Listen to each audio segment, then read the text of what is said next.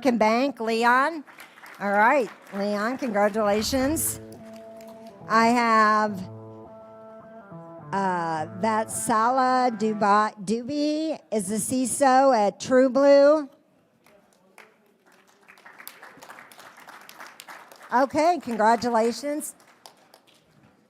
Steve Lolino is the head of cybersecurity with Fidelity Life. Steve, are you here? All right. I have Sean Crandall is the senior director of IT infrastructure and security at John B. Sanfilippo. Sean, are you here? Here in spirit. All right. Serge Bray is the CISO at Accelerate Bio. See, these people are so important, they're probably on a call out in the foyer. All right. Rochelle Jordan, the Director of Security Assurance and Compliance at Mars. Congratulations. Laquitha Blanks is the Division Security Officer at Blue Cross Blue Shield. I know she was here earlier. Laquitha. What? Is she here? You see her? Oh, come on up. Okay. I have some hard names. I'm really sorry. Yilmaz Ball is the Associate Director with U.S. Commodity Futures Trading Commission. Are you here? I don't. Wait, here comes someone. No. David Bradley is the Senior Manager of Cybersecurity Systems and Operations at U.S. Cellular. Congratulations. Thank you. Thank you for, look, it's so quiet, all because of you. Thank you. And I have Bukky DaSilva, who is Business Information Security Officer with Blue Cross Blue Shield and one of our fine panelists today. Then I have LeRoy Sims, who's the Vice President of Information Technology at Vantedge Medical. Congratulations, and thank you for being on the panel. I have Chris Carter, who's the VP Head of Security with Captive Resources.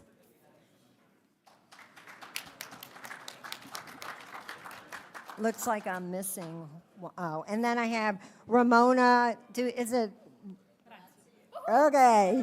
She is Cybersecurity Operations Head of Cyber Resilience Testing Program at Zurich Insurance Company and our moderator today. So I'm going to turn it over. Okay, I'm going to turn it over to our panelists, and that's it. So again, don't forget, if you guys have questions, please wait for my tech team. They're in this room to bring the mic to you so our virtual audience can hear as well. So once again, let's welcome our panelists. Can I have that? Hello. Oh, do you use this one? Okay. This is for. Okay, I'll move it here. I can't. I'm tall. I mean, huh? It doesn't work. Oh, yes. Yeah, never mind. Hello, everyone. Hello. My name is Ramona Ratiu. I am going to be moderating the next panel, and I want to say a big thank you to all of you for, first of all, for staying here, and for being here. It's the last session, and I know most of you want to head out, but I really, really appreciate for you staying and being here with us. We do have a distinguished panel today and panelists today with us, and we're going to go over introduction in a bit. The topic today, it is Securing the Future, CISO Insights and Industry Leaders, discussing current cyber threats and strategic defense practices. With that, I'm going to go over the topics that we are going to cover in the next 45 minutes, but first I want to have the speakers, the panelists, introduce themselves.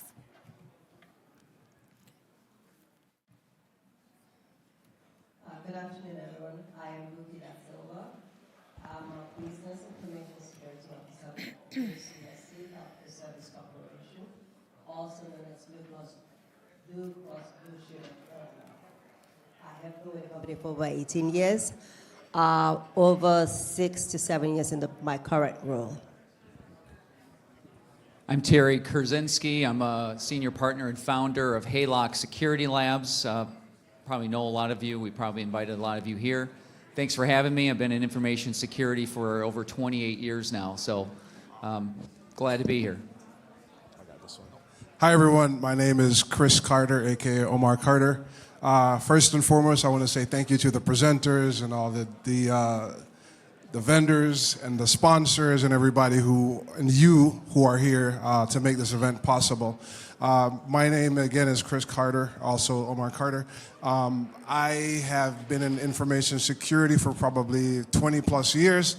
I have a blend of finance as well as information security. So normally, in my previous life, I would mentor CISOs on how to talk to their board and how to talk to their CFOs. Recently, I was the head of security, aka CISO, over at a company called Captive Resources, and now I'm here to talk to you, learn from you, and share in terms of what we're going to do with the future of cybersecurity. Thank you, Chris. Thank you. Hi, everybody. I'm LeRoy Sims. I am the VP of IT, and I've been in the industry for 20, 25 years. I work for Vantedge Medical. So I'm here to share my experiences and interact with you. So I'm looking for a productive conversation. Okay, wonderful. Thank you all. Okay, so for the next hour, we have actually 45 minutes or less to take a deeper dive into some of the important topics like emerging risks and attack vectors, the role of humans, and the well-crafted programs organization needs to develop to mitigate human risk. We are going to look into the importance of having a good threat intel team and a good threat within the organization, and how is that supporting with all these cyber threats and the top risks. And we are going to conclude with a discussion around supply chain security, and then we'll open it up for questions. But at any time, if you have any questions for the panelists, please raise your hand, and we'll take the question. We want to make this as interactive as possible. And I came in all prep. I do have a list of things that I need to go over. And Terry here, he was, you know what, Ramona, let's question the audience. Let's make sure that they are awake. It's almost the end of the day. And with that, we're going to start with a question for you guys. So looking back at 2024, right, and what happened in 2024 in terms of breaches, in terms of disruptions in the cyberspace, what did you learn out of it? What are some of the lessons learned from 2024? Anyone? Anyone wants to share? Something from 2024. Because if you're not going to say anything, I'm going to put Terry on the spot because he made me ask this question. I was prepared to answer this question. We have a hand raised. Oh, we got one I over do there. have somebody there. What's that? What was that?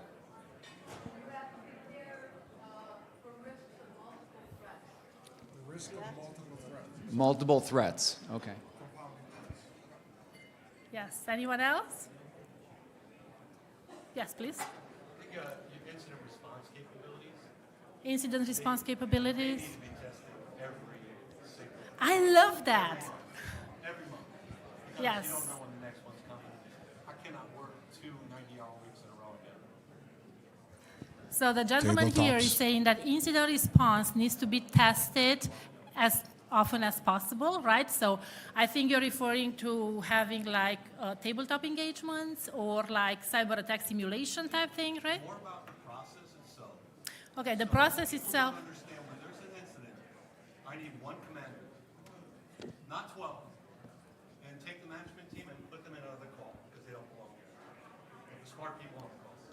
So I was going to say, would having a really good playbook help, let everyone know what their roles are, who the commander should be, who does what.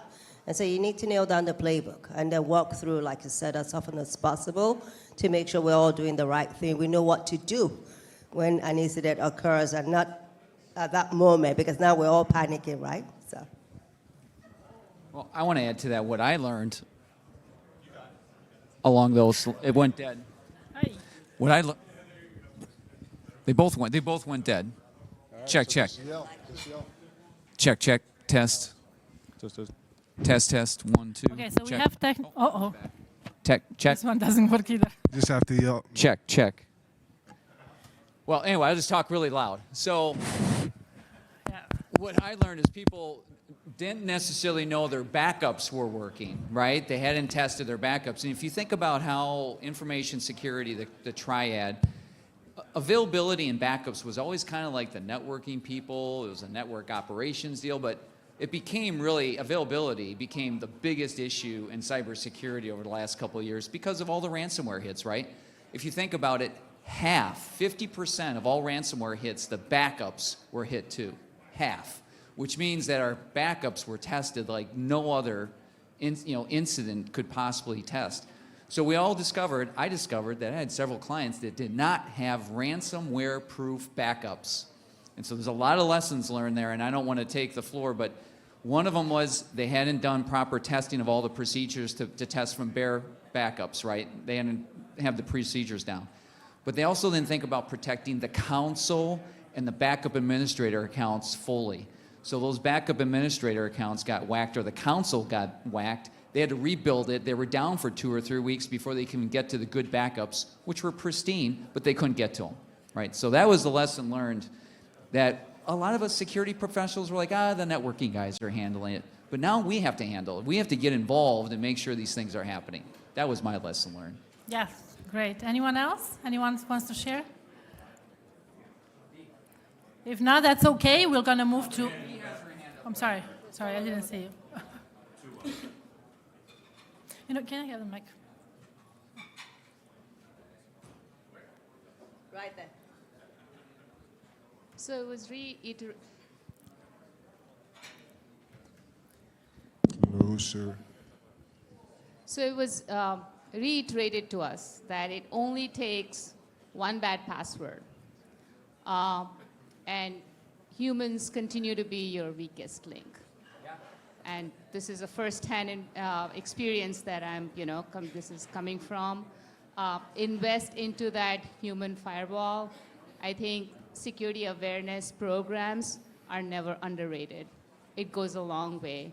Doing those monthly phishing campaigns and then, numerous awareness training and reiterating the same message over and over again so it becomes muscle memory among your users is very important. So.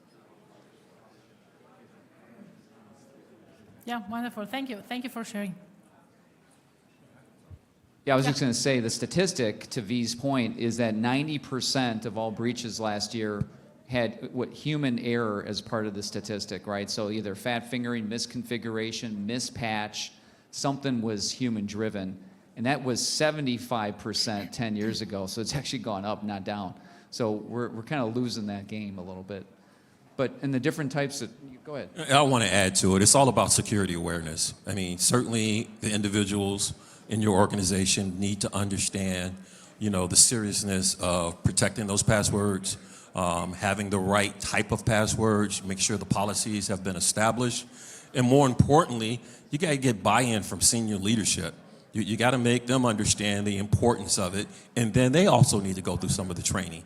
You would be surprised at someone in leadership not being able to pass a phishing training questionnaire or exam. So the whole organization as a total entity needs to get that training, get that exposure. Yeah, thank you. Thank you. Ramona, so I don't know if you want to use this as a segue into the human risk factor, because I kind of want to address what, is it V?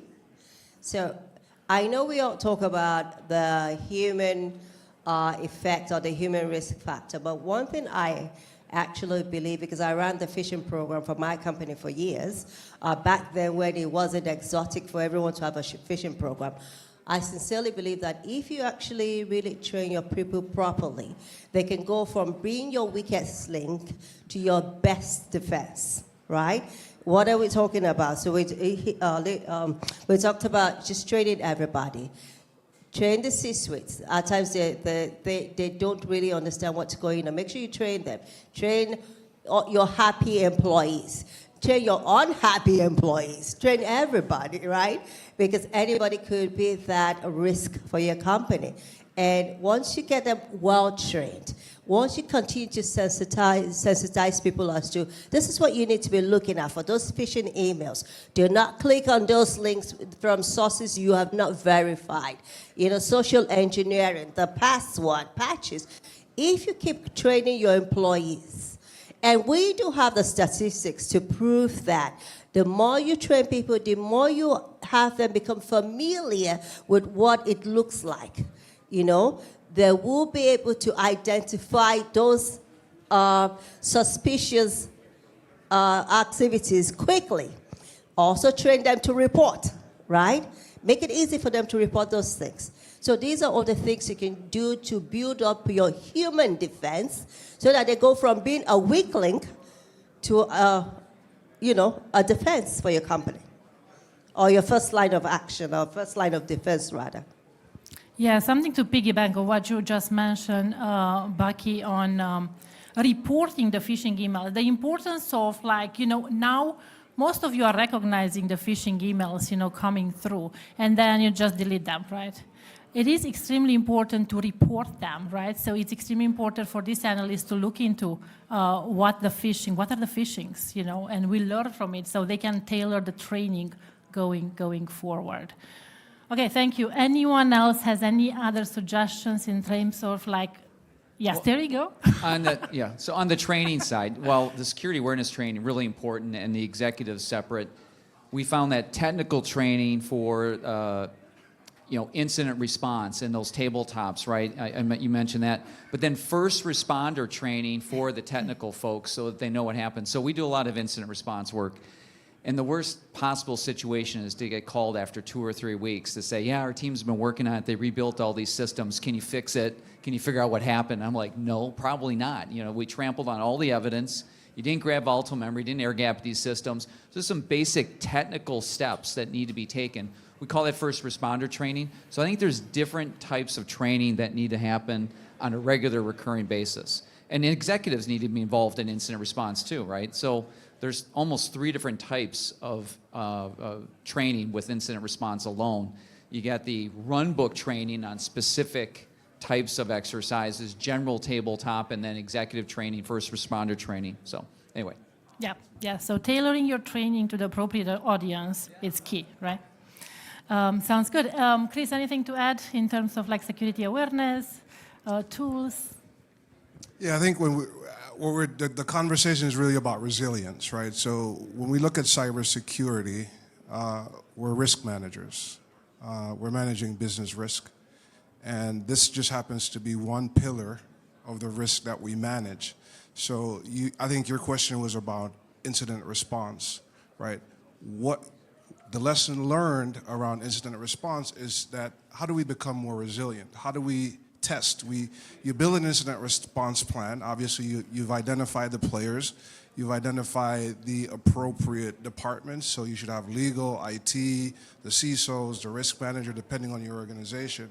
Now you have to build that resilience in the resilience. So you now have an incident response program. You do the tabletop. But you also have threat intel, which we'll talk about later, that's going to feed and inform your incident response plan.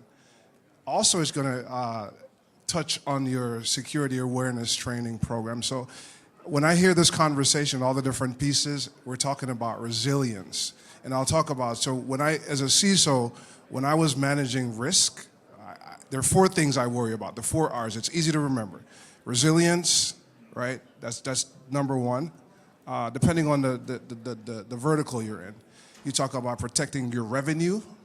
You talk about dealing with regulations and your reputation. Anyone who works in cybersecurity, you're going to fall into one or more of those silos. So I love this conversation. I love where we're going with it, because to me, when I hear everything that's being said so far, we're talking about resilience. And we haven't even started talking about your BCPDR, your BCDR plan, right? Because that's going to feed into your... Go ahead. I'll stop right there. Okay, sounds good. Yes, I really like where you went with resilience in people. We need to build resilience in people, process, technology. right? So at the end of the day, this is what we are focusing on. But Chris, you mentioned threat intelligence. So you guys went all over my script, right? So, so you mentioned threat intelligence, Chris, and I'm gonna pick still on you. How can organization leverage threat intelligence to proactively defend against cyber threats? I love that question. The reason why I love the question is because your threat intel is what kind of informs a lot of what you're doing. So if you have, for example, we talked about security awareness program.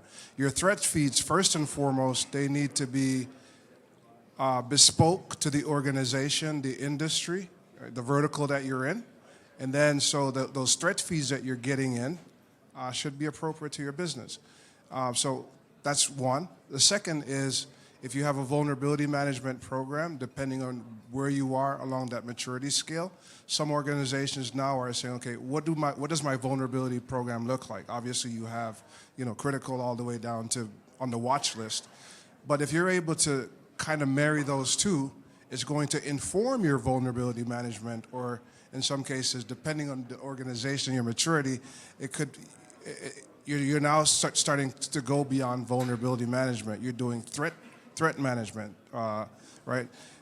The other piece I think is critical in terms of threat intelligence, we talked about it before, is security awareness, right? Your threat intel should inform your awareness program. Why?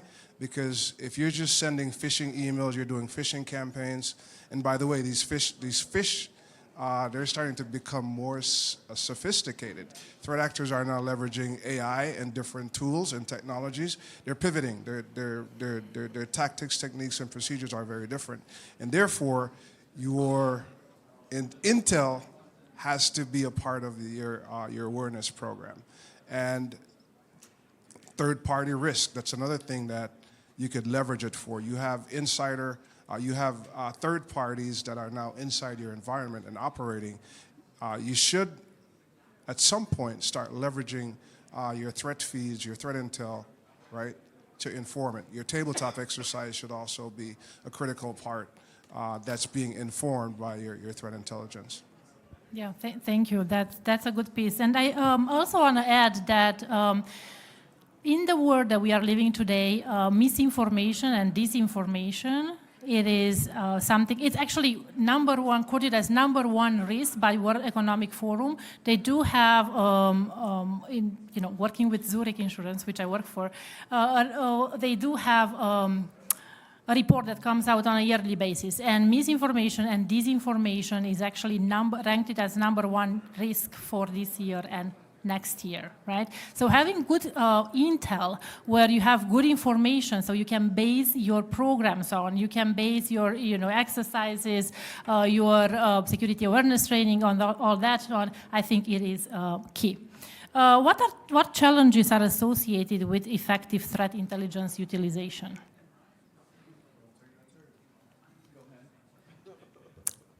So I think cost is always a factor, right? I think a lot of organizations have limited budgets. Most organizations have limited budgets. So your cost in terms of being able to get good threat feed or threat intel, depending on where your maturity level is, that I think contextualizing the threat intelligence.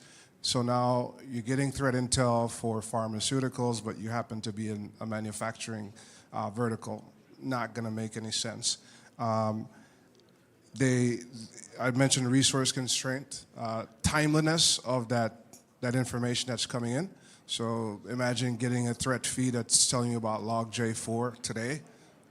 Probably not very helpful, right? So I think timeliness. The other thing I wrote down, contextualization, false positive is also, Ramona kind of mentioned that, the false positives. So you get threat intel that's not really actionable, or it's not accurate, it's not appropriate to the situation.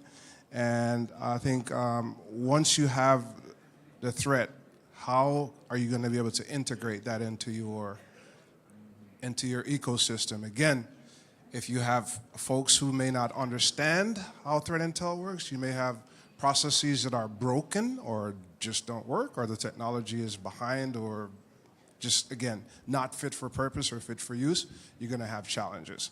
And I think the last thing I talked about I wrote down here was the legal and privacy concerns, right? You talk about, depending again on the environment you're working in, if you're working in like GDPR or not even working in GDPR, you have information that's now specific. You have information for someone who lives in the EU.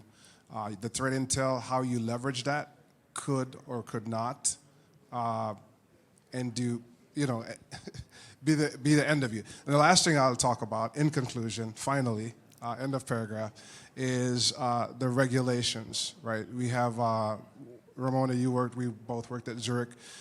Sometimes you get threat intel that allows you to take action, but sometimes that threat intel, if it's, again, not properly contextualized, could cause you harm. You think about OFAC requirements, right? Threat intel tells you to do this, and then you go without thinking and contextualizing and having sort of the big picture in mind. That's going to be a challenge. I just wanted to add to make sure we put this all in the context. When I think about, the threat intel, this is part of maybe more of a technology review. So I think about incident response readiness in these phases. There's the plan. We talked about having a plan. There's the training and tabletop exercises, and then there's maybe run books, but there's this IR, or incident response technology review, that I really insist on, that we review how do you get your intel, right? How the alerts come in, how are you doing that monitoring? How is all that integrated? How are your backups looking? So that technology piece, how's your logging? Oh my God. So how many times have I gone to a cloud environment, there's an incident, and they went, well, what records were accessed? No idea, because they didn't have record level logging turned on from these cloud providers, or event level logging. People are nodding. I've had to deal with this every single year for the last 10 years, just like that. So this IR technology review, I think, is a really critical piece, because it's not just you have good tech, but is it integrated correctly, and is it effective? How many times have a client said, yeah, we had CrowdStrike Falcon on, but we just didn't have it configured correctly, or it wasn't on all of our devices? And these things work only if they're properly implemented and integrated. So I highly stress some sort of incident response technology review where you look at logging, monitoring, alerting, and backups collectively, and how all that works, okay? Yeah, that's actually a great point. So we did cover incident readiness, incident response readiness. We covered that. We cover tabletop engagements. That are really important to test the people, process, technology. We also, another level, which I would say more sophisticated, will be purple team engagements, right? When you have the blue team and the red team working together in an environment, it can be also a good opportunity for training, right? So do you have people being in the same meeting, like flies on a wall, and attending those sessions and learn from what the red team does, and versus the blue team.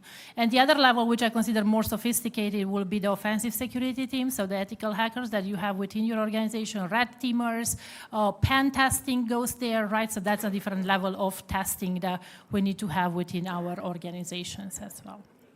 Okay.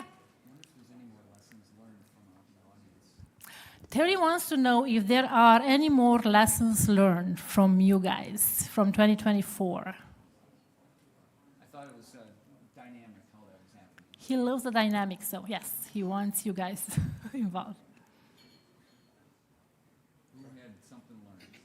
Any lessons learned from 2024?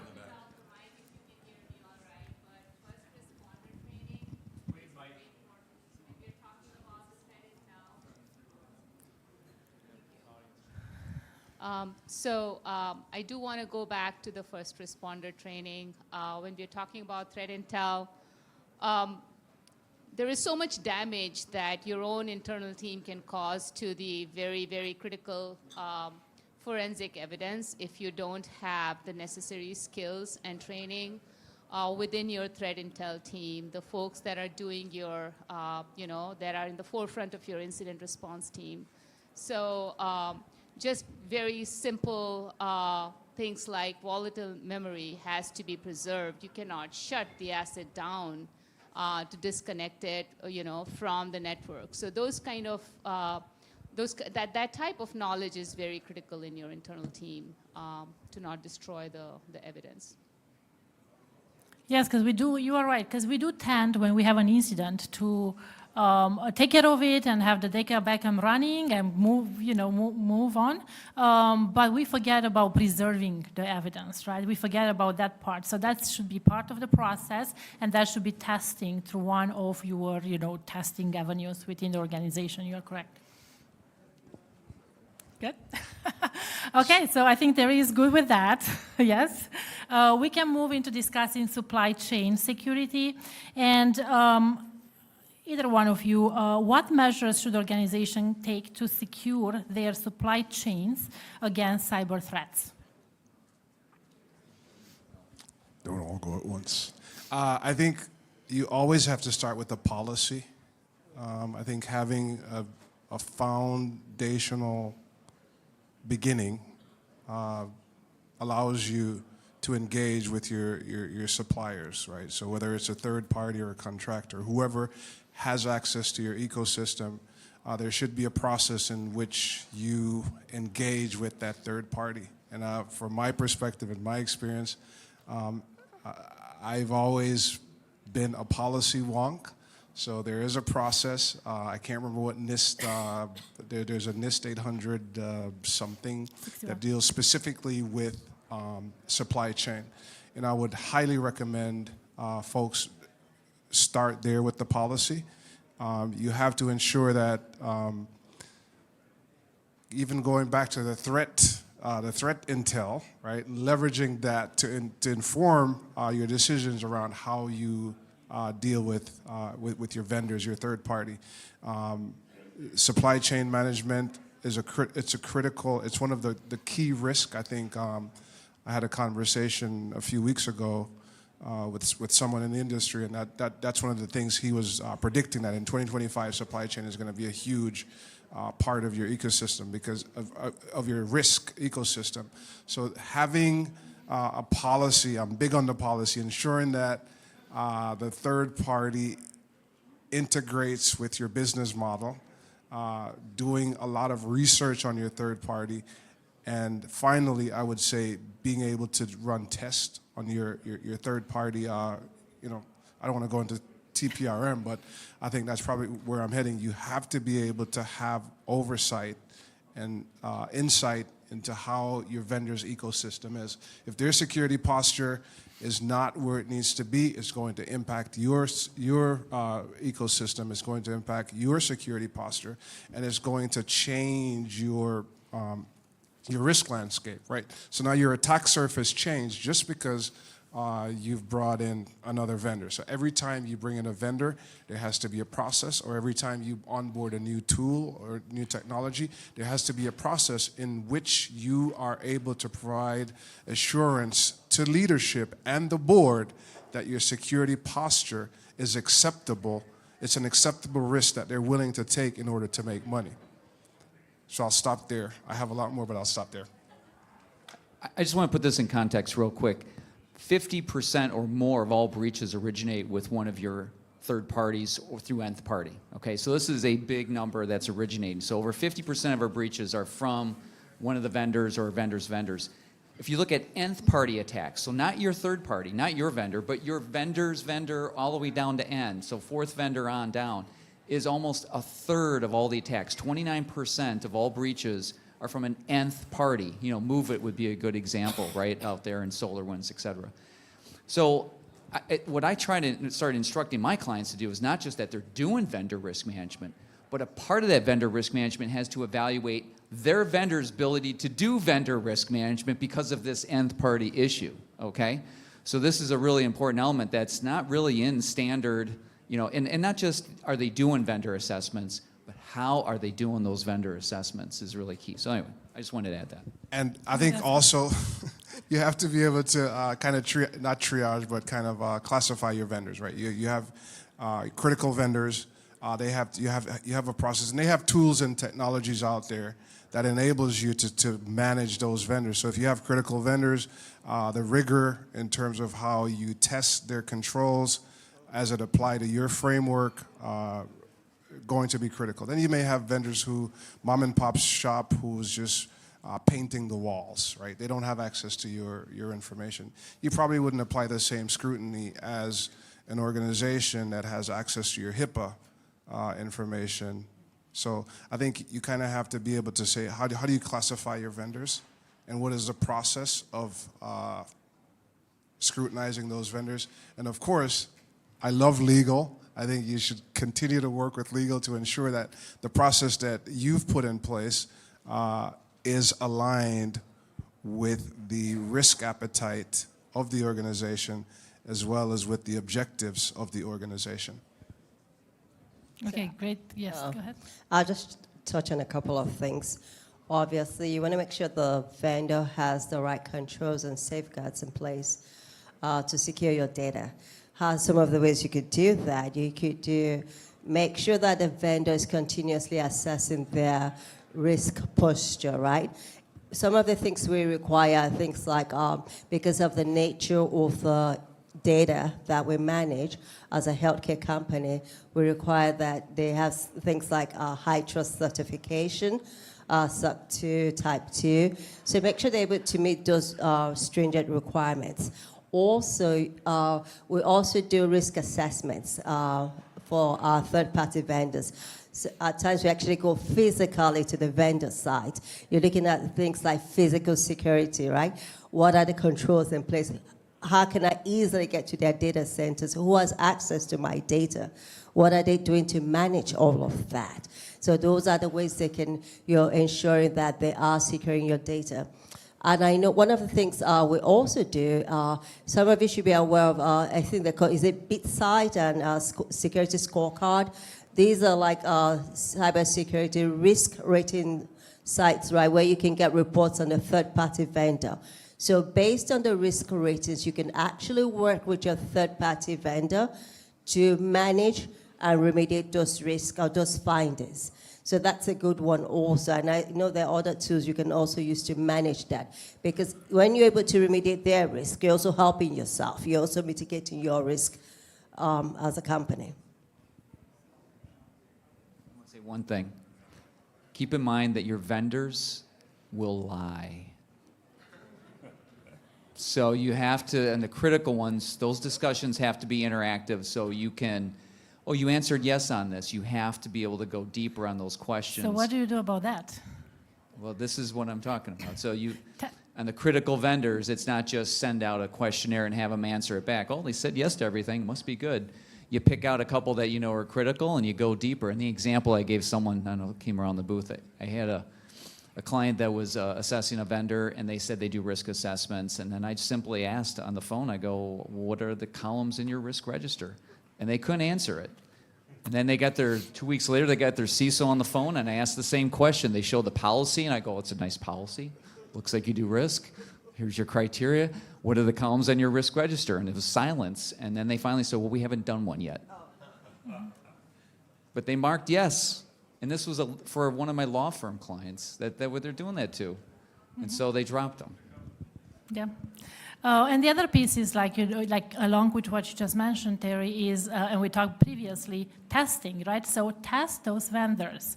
Make sure that you have like a tabletop exercise where you invite your vendors to be part of the tabletop exercise discussion. Test the processes they have in place. If they have an incident, how they are going to reach you. You know, what are they going to do? How they are going to communicate? Are they the ones that communicate to your customers about if they have a breach? Who's going to do all this handling, right? You think you have it sorted, but trust me, when you sit with them and you go through a scenario like this is a simulation, this is an attack that can happen, you will find lots of gaps, areas for improvement. So another way, you know, at least for the critical vendors that you have within your organization, go ahead and have at least one tabletop exercise with them on a yearly basis. Okay? If I can add one thing, because Bukky said, hey, you can look at BitSight and Scorecard to kind of check their public profile. If that does not look good and they answered really well on all their questions, that disparity should raise some red flags, which allows you to, you know, go deeper too. Yes, yes. And for you, for everyone here in the audience, any of you can tell us of or think of one recent supply chain attack, and what are the lessons learned that you had from it?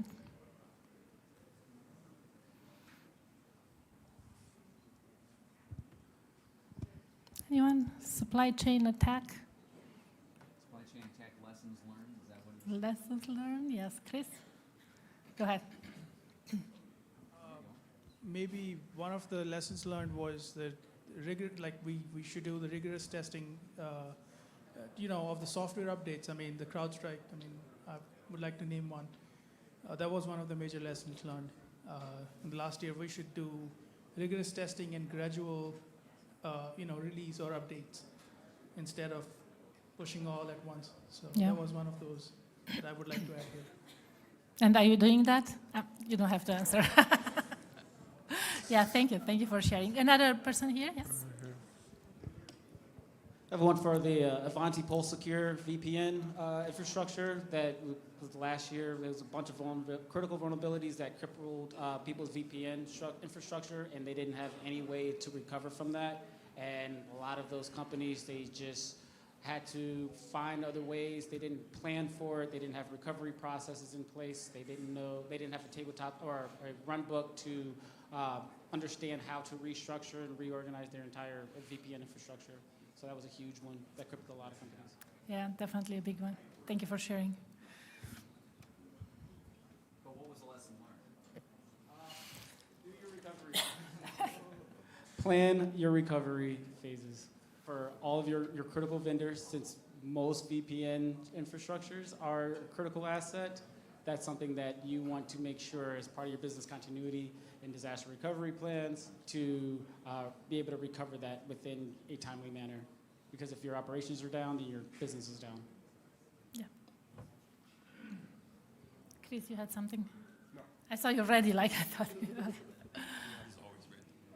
Yeah, somebody else? Anyone else? If not, I'm going to go to my first question on the list, which we skipped, but we are going to cover right now. So I will start with LeRoy. You've been quiet, so I'll pick on you. Can you tell us about so we talk about 2024 and what we've seen on 2024, lessons learned. Now we want to talk about 2025, right? And what do you think are the emerging risks that are in front of us for 2025? Wow. Well, there are numerous ones out there, but I think the one that, resonates with me the most is a lot of these threats that are utilizing AI. I think for so long we've been, just at a stagnant state in terms of how to be defensive and fight the average threats, but they're getting more vigorous, they're getting more intelligent, and there is a serious uptick across the board. So I believe we all need to prepare and utilize AI and its defensive tactics and our tools to offset that. Simply said, we got to raise the bar. A good defense will always neutralize a good offense, but we need to really step up. We need to invest, and we need to get senior leadership involved and let them know the risk associated if we don't do that. So that's my take. And do you foresee that we are going to see more attacks due to AI? The number of attacks will increase, or the sophistication of attacks will increase? Both. I think the frequency, I think the sophistication. They're attacking numerous tools out there, whether it's firewalls, VPN, whatever the case may be. And there's a lot of organizations out there that have not raised their level of defense against those attacks. Yeah, thank you. Anyone else? Yes, Terry? Winter is coming. No, I think once AI gets charged with quantum computing behind it, that is when we're going to have a lot of challenges, right? So right now there are people thinking about post-quantum cryptography, right? That's been a buzz as of late. We're probably still a few years off. They're starting to break some of the integers. D-Wave did that this past year. It probably a ways off for most of us, right? 5, 10, 15 years. But we need to start thinking about once AI gets fueled with quantum computing behind it, the power of that, we all are going to be in a serious catch-up game, to try to get ahead of all that. So it's coming. Yeah, thank you, Terry. Chris? Yeah, I think one of the challenges and risk that I see that will continue in 2025 is the lack of communication between the CISO and the board. That, I think, is a threat.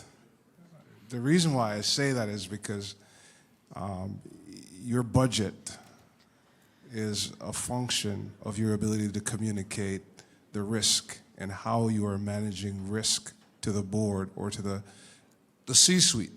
So I think as security professionals, what I would strongly recommend is that we find a different approach in terms of how we request our budget. So instead of saying, hypothetically, right, I need $50,000 to buy a firewall to block threats because we've had X number of attacks and we need to block more. We could simply, we want to buy down the risk of someone disrupting our operations, which will have, there's a 60% chance that it will impact our EBITDA or it'll impact our revenues by this much. It'll impact our ability to go to market, right? So I think it's the way we talk, the way we interact with others outside of the security space. I see that as a threat. The other threat I think is going to be the talent. I don't want to say it's talent shortage, but it's our ability to leverage people's core skills and strengths and engineer them in a way that it benefits the organization. I think back in 2018, they were saying, oh, by 2023, there will be $5.2 million. We write how many shortage. And I think that shortage is still there, and that's the part of the reason why there's a gap. It's because we're unable to train folks, we're unable to build a pipeline of leadership, we're unable to train, educate, mentor, coach folks. I think for the last 25 days, I've talked to probably 35 people who are trying to get into the cybersecurity arena, and they can't because they have skills, they're lawyers, they're dentists, they're people who are archaeologists. They just want to move into the space, and they can't get in. There are also people who have great skill set in cyber that want to transition to another silo, and it's very difficult. So I think that's a threat because the more we're unable to do that, the more risk we pose to the organization and the ecosystem. So I tend to be long-winded. Do you think that'll change, being able to get people in positions? I hope I think it will change. The challenge is what is the impetus that will cause it to change, right? So we tend to be very reactive. So this happened, we'll make sure it doesn't happen again. We don't want to get to that point. I think we should be more proactive and start building an ecosystem, a pipeline of leaders. And I'll give you a small vignette and then I'll shut up, promise. When I was at Zurich with Ramona, one of the things I did, because I had a very limited budget, I had to actually go outside of the cyber program and recruit talent, right? Zurich had a program, great program that allowed people to do secondment. So I actually recruited like 3 or 4 people, but I also trained them, I coached them. And one of the folks that I brought onto the team, when I was leaving, the person who I actually coached and like had him lined up for the position, he said, I don't want it. So I turned to her and I said, would you be open to it?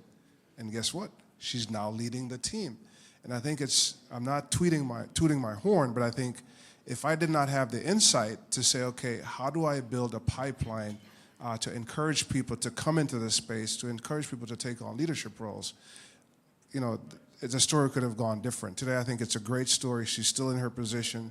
She's leading the team, and the team is more diverse because there's someone who had the talent, they had the drive, they just needed some coaching and training, was able to take over the role.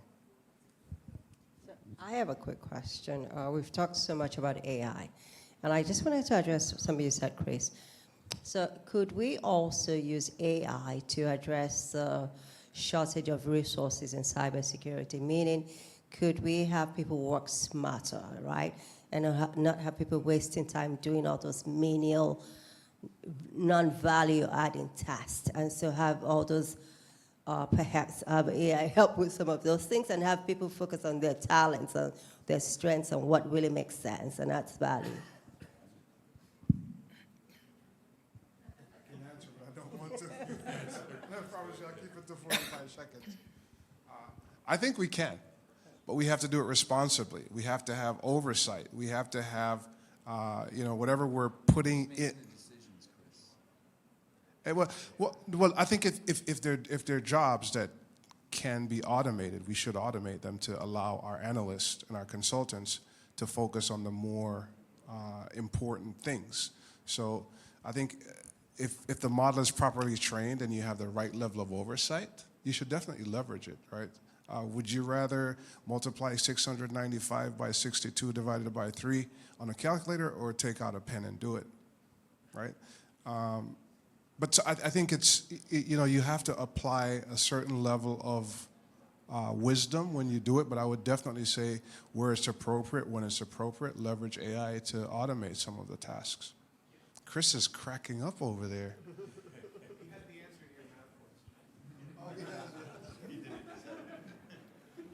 Well, we're going to see AI threat actors using AI, and we're going to use AI internally, and the two are going to joust, right? And whoever has the ability to have a model that can respond and adapt faster is going to win. So it's going to be AI versus AI in the future here. So if we're not already there, right? So we're already starting to get there.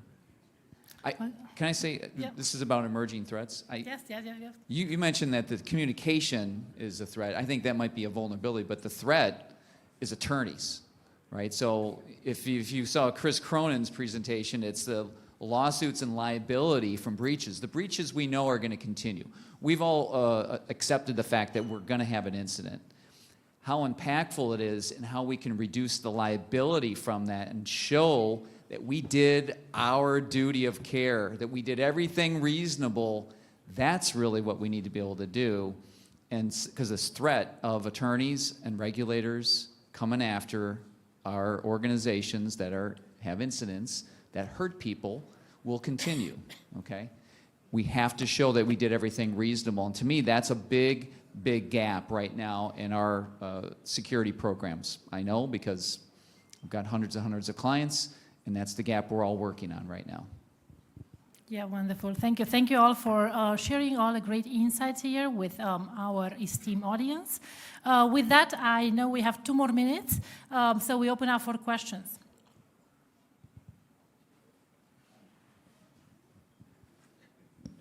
Any questions? Yes. What do you guys think of quantum computing attacks that might be a problem this year? I mean, it's still in infancy, like right now, it's not that grown up, but let's say if... What's the question? What do you guys think of the quantum computing attacks? Like for let's say encryptions, you know, we can use quantum computing to break the current encryption systems we have, but do you guys think we are ready for like post-quantum encryption system or? Well, I mean, so AWS has that, TLS plus Kyber set up so that you can start to test it right now. That exists. Meta has already gone to the hybrid approach for their internal systems. There is a latency involved, right? Both on the server and endpoint side. So you got to think about some latency on it. Do we all need to go out and run and put in a hybrid, post-quantum hybrid solution today? Probably not, but we should start to have a plan for it, right? And so what we're talking about with a post-quantum hybrid approach is combining current classical cryptography with a quantum resistant algorithm behind it, something like Kyber, right? So Crystal's Kyber is a way to encrypt right now, and then on signature side, dilithium. So there are solutions. People are starting to do it. You can go, like I said, AWS has that available right now for TLS and Kyber, and people are basically using it as a test bed right now. So solutions do exist. Has anyone actually implemented a hybrid approach out in the audience yet? Because if you do, I want to hear feedback on it, because we have only people starting to experiment and talk about it right now. So it's not, listen, if we're still working on incident response plans, we probably, quantum computing resistant cryptography is probably a ways off for us. Is my only point. Okay.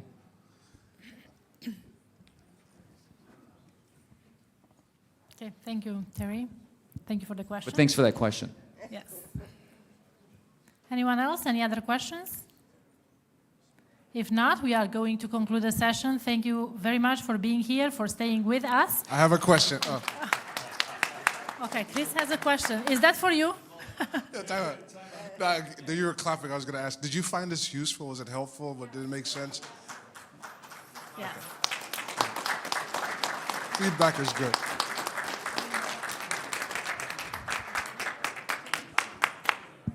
Yeah. Thank you, everyone. Thanks, everyone.